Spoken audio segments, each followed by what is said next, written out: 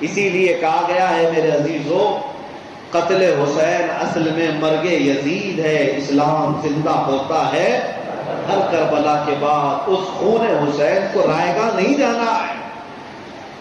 کربلا کے میدان میں اگر قتل ہو گیا ہے تو قربانی بہت عظیم ہے، لیکن کیا سمجھتے ہو کہ وہاں پر قربانی کے بعد سب ختم ہو گیا؟ نہیں، تاریخ آج بھی ان کفار و مشرکین اور دشمنوں کو ہر محرم پر زناٹے دار تھپڑ مارتی ہے۔ دیکھ وہ یزیدی، دیکھ وہ تخت یزید پر بیٹھے ہوئے ظالم، آج دیکھ 1400 سال کے بعد بھی خون حسین آج کس طرح چمک رہا ہے۔ ہر علاقے سے حسین حسین کی آواز آج پھر بھی آتی ہے، لیکن ڈھونڈ کر کے دکھا کہ یزید کا بچہ یا یزید کا نام کسی گلی کوچے میں نظر آتا۔ اور پھر میں تو پریکٹیکل بتاؤں آپ کو، پریکٹیکل تاج اور تخت سب کچھ جس کے پاس تھا، دمشق کی سرزمین تخت تھی، اس یزید کا شاہانہ کروں پر تھا، صرف ایک حسین سے لڑنے کے لیے جس نے 22,000 کا لشکر بھیجا، سب کچھ تو وہاں تھا۔ لیکن آج جاؤ، آپ کو اگر میسر ہو تو ملک شام دمشق بھی چلے جانا، اور اللہ نے توفیق دی تو عراق کے کربلا میں بھی چلے جانا۔ دمشق جا کر کے، دمشق جا کر کے اچھے اچھوں سے پوچھ لینا، تاریخ میں ہم نے سنا ہے کہ امیر معاویہ کا بیٹا یزید نام کا ایک ظالم تھا، اور اس نے تخت بچھایا تھا۔ کہاں ہے اس کی قبر؟ شاید کچھ پرانے تاریخ جاننے والے لوگ آپ کو لے کر کے جائیں گے ایسی جگہ پر جہاں پورے دمشق کا کچرا پھینکا جاتا ہے، جہاں مرے ہوئے جانور ڈالے جاتے ہیں، جہاں پر آپ ناک بند کر کے کھڑے نہ ہو سکیں۔ اور پھر آؤ عراق کی سرزمین پر، اور پھر کسی بھی ایک مسلمان سے پوچھو، سنا ہے یہاں ایک میدان تھا کربلا کا، اور وہاں پر میرے رسول کی آل کے ٹکڑے ٹکڑے کر دیے گئے تھے، کیا وہ جسم ٹکڑے کرنے کے بعد بکھر گیا؟ نہیں، تمہیں ہر کوئی وہاں ہاتھ پکڑ کر کے لے جائے گا اور میدان میں ایسا کھڑا کرے گا میرے عزیزوں، جانے کے بعد پتہ چلے گا یہاں کوئی قتل، یہاں کوئی خون، یہاں کوئی ٹکڑا نہیں۔ 14 صدیوں کے بعد بھی آج ایک عظیم بادشاہ کے محل کی طرح حسین کا جھنڈا لہرا رہا ہے۔ قربانیاں دینے کے بعد رائے گاہ نہیں جاتی۔ ایک بات یاد رکھے، اتنی بات یاد رکھو، ڈرو نہ کسی بات سے، نہ تمہارے مال کی قربانی دینے سے گھٹتا ہے مال، کبھی نہیں۔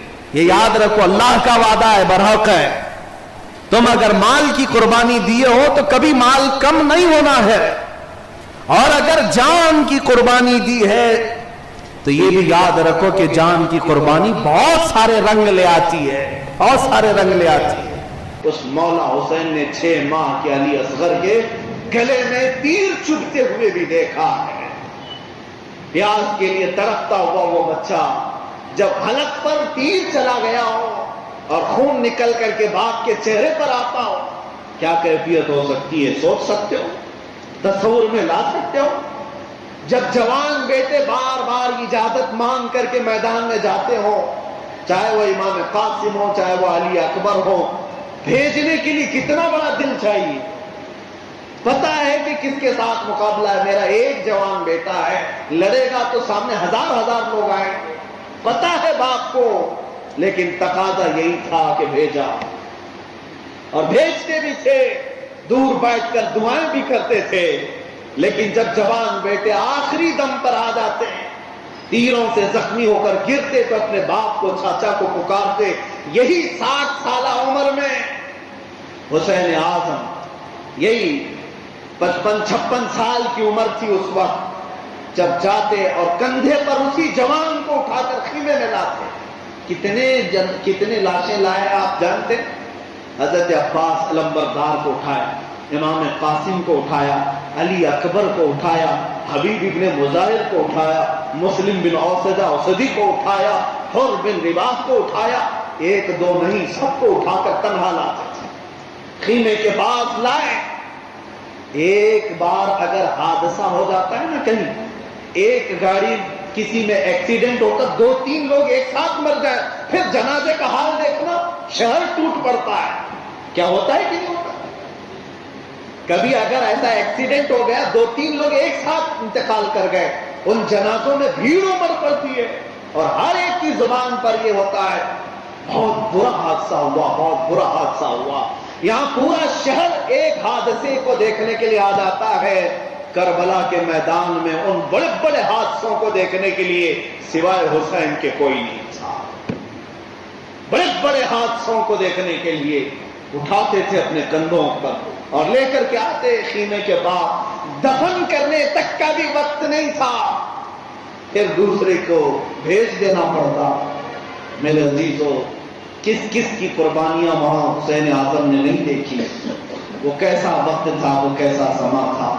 محرم کی یہ یادیں آتی ہیں تو رونگٹے کھڑے ہو جاتے ہیں، لیکن ایک بات میں ضرور کہوں گا، کربلا کی داستانیں خون حسین کو ہم صرف رلانے کے لیے نہیں بیان کرتے کہ تم رو کر کے یہاں پہ جاؤ، آنکھیں بھیگو کر کے چلے جاؤ، اور ہم بھی اپنے جذبات میں بول کر کے صرف رونا اور رلانا نہیں چاہتے، بلکہ اس خون کا حق ادا کرنا آج ہم سب پر فرض ہے، ہم سب پر فرض ہے۔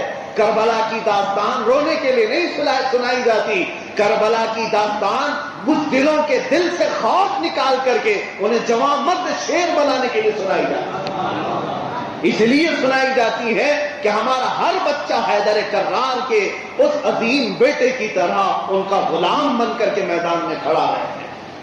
کربلا کے واقعات اس بار بھی سننا اگر آپ کو نصیب ہو، کسی بھی عالم اہل سنت سے ضرور سنیں، اور اس کے بعد صرف رو کر کے بند نہ کریں، بلکہ یہ طے کر کے اٹھیں کہ حسین اعظم کے خون کا ایک قطرہ بھی جو زمین پر گرا ہے وہ ہم سب کو بیدار کرنے کے لیے گرا ہے، ہم سب کو سینچنے کے لیے گرا ہے۔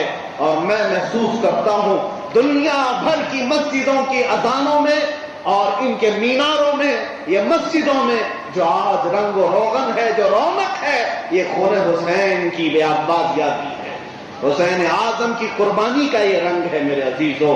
اس لیے اس کو ہم بار بار یاد کرتے ہیں اور اپنے بچوں کو حسینی بنانا چاہتے ہیں۔ یاد رکھو آج پھر سے یزیدی دور آیا ہے، فتنے ویسی ہی ہیں، اور ایک نہیں 100 یزید آئے، 100 یزید آئے ہیں، لیکن ہر محلہ، ہر علاقہ، ہر شہر، ہر بستی حسین کو ڈھونڈ رہی ہے۔ کوئی غلام حسین کھڑا ہو جائے اور ان یزیدیوں کا قلعہ پاش کر رکھے۔ اس لیے اے بچوں، آج کے زمانے میں تمہارا صرف اور صرف اتنا جذبہ ہو، جیوں گا تو حق مذہب کے ساتھ، اسلام کے ساتھ جیوں گا، اور میرے نبی پاک صلی اللہ علیہ وسلم کے دین کے ساتھ کوئی کمپرومائز نہیں کروں گا۔ حسین اعظم نے جس دین کو سینچنے کے لیے خون دیا ہے، اس دین کی آبیاری کے لیے میں اپنے خون کے آخری قطرے تک لڑتا رہوں گا انشاءاللہ، میں لڑتا رہوں گا انشاءاللہ۔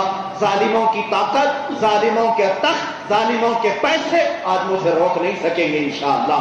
میں بھی یہاں عہد کر کے اٹھتا ہوں اس بات کو لے کر کے، تمہاری حکومتیں ہوں گی بہت بڑی بڑی، تمہاری طاقتیں ہوں گی بہت بڑی بڑی، ہو سکتا ہے تمہارے پاس جال بچھا ہو، فوج کا، پولیس کا، ڈپارٹمنٹ کا، سب کچھ ہوگا، ہو سکتا ہے ہم فقیر ہیں، ہم کچھ نہیں عاری ہیں، لیکن اتنی بات ہمیں یقین کے ساتھ معلوم ہے کہ اگر خون کا قطرہ بھی ہمارا بہے گا تو وہ شعر یاد کر لینا، اسلام زندہ ہوتا ہے ہر کربلا کے بعد، اسلام زندہ ہوتا ہے ہر کربلا کے بعد۔ اگر کربلا کی تاریخ رقم کرنی پھر سے ضرورت پیش آئی تو اللہ گواہ رہے کہ مولا کریم ہمیں کوفہ والوں میں اور یزیدوں میں ہرگز نہ شمار کر، اگر ہمارے گھر میں آدھی روٹی بھی ہو مولا ہمیں حسین کی فوج میں شمار کرنا۔ وآخر دعوانا الحمدللہ رب العالمین۔